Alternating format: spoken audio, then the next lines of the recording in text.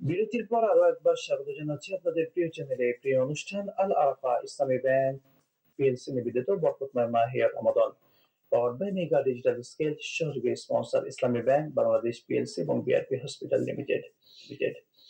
মোহতারাম, আপনার কাছে আসতেছে, যেহেতু রমজান মাস চলছে, এই মাসটিতে আমরা কি কি আমল দিয়ে সাজাতে পারি দর্শকদেরকে জানাবেন। বিসমিল্লাহির রহমানির রহিম। শাহরু রমাদানাল্লাযী উনজিলা ফীহিল কুরআন।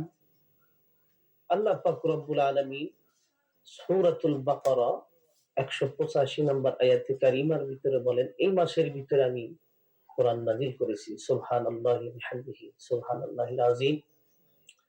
এই মাসের ভিতরে আমাদের কি করণীয়? এই রমজানুল মুবারক মাসের ভিতরে আমি কয়েকটা আমলের কথা বলবো। সর্বপ্রথমে যে আমলের কথা বলবো, 1 নম্বর আমলের কথা বলবো হলো নামাজ। আল্লাযীনা হুম আলা সালাওয়াতিহিম ইউহাফিযুন।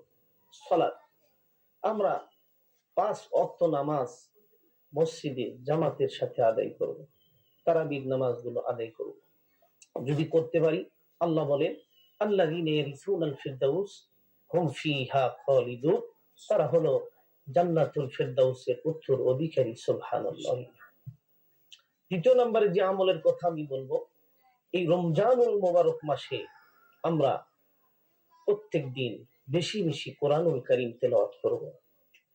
1 পৃষ্ঠা হলেও আমরা কোরআনুল কারীম তেলাওয়াত করব। যদি করতে পারি, আমার আপনার নবী আখিরি জামানার পয়গম্বর মুহাম্মদ রাসূলুল্লাহ সাল্লাল্লাহু আলাইহি ওয়াসাল্লাম বলেন যে রমজানুল মুবারক মাসে কোরআন তেলাওয়াত করলো, সেই ঘরের ভিতরে বৃষ্টির মতো রহমত বর্ষিত হবে। সুবহানাল্লাহ। তারপরে যে আমরা আমলটা করব, রমজানুল মুবারক মাসে বেশি বেশি আল্লাহর নামের জিকির করব। সর্বহালতে আল্লাহর নামের জিকির করব। কেন? সূরা আল ইমরান 190 নম্বর আয়াতে কারিমার ভিতরে রব্বে কারীম বলেন, ইন্না ফি খালকিস সামাওয়াতি ওয়াল আরদি ওয়াখতিলাফিল লাইলি ওয়ান নাহারি লাআয়াতিল লিউলিল আলবাব আল্লাযীনা ইয়াযকুরুনাল্লাহা কিয়ামান ওয়া কুউদান ওয়া আলা জুনুবিহিম ওয়া ইয়াতাফাক্কারুনা ফি খালকিস সামাওয়াতি ওয়াল আরদ। রব্বে কারীম বলেন যে দাঁড়ানো অবস্থায় আমি আল্লাহকে স্মরণ করবে, আমি আল্লাহর জিকির কলবে থাকবে, মুখে থাকবে, শোয়া অবস্থায়, বসা অবস্থায়, সকল অবস্থায় আমি আল্লাহর জিকির কলবে থাকবে, মুখে থাকবে, স্মরণ থাকবে।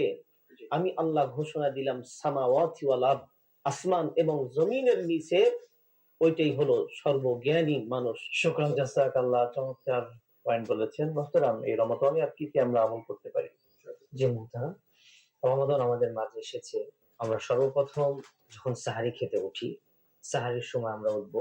সাহারির সময় উঠে অন্তত কিয়ামুল লাইল 2 রাকাত হলেও আমরা সাহারির আগে অথবা পরে 2 রাকাত তাহাজ্জুদের নামাজ আদায় করে আল্লাহর কাছে আমরা জাহান্নাম থেকে মুক্তি চাবো এবং জান্নাতুল ফিরদাউসের মালিক হওয়ার জন্য আল্লাহর কাছে প্রার্থনা করব।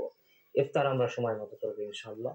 গীবত থেকে, শিকায়েত থেকে, চগলখড়ি থেকে, প্রত্যেক প্রকার ফাহিশা কাজ থেকে আমরা বেঁচে থাকবো। তবেই তো আমাদের রোজাটা সম্পূর্ণভাবে আল্লাহর কাছে কবুল হবে ইনশাআল্লাহ। শুকরান, জাযাকাল্লাহ। আপনাদের দুজনকে অসংখ্য ধন্যবাদ, গুরুত্বপূর্ণ সময়টুকু আমাদেরকে দিয়েছেন। দর্শক, রমাদান তো আমলের মাস, ইবাদতের মাস। আল্লাহ সুবহানাহু ওয়া তাআলা আমাদেরকে আমল দিয়ে, ইবাদত দিয়ে সাজানোর তৌফিক দান করুন।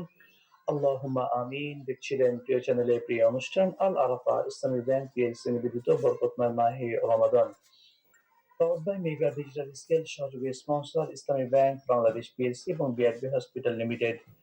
বিদায় নিচ্ছি, আবারও দেখা হবে। আসসালামু আলাইকুম ওয়া রাহমাতুল্লাহি ওয়া বারাকাতুহু।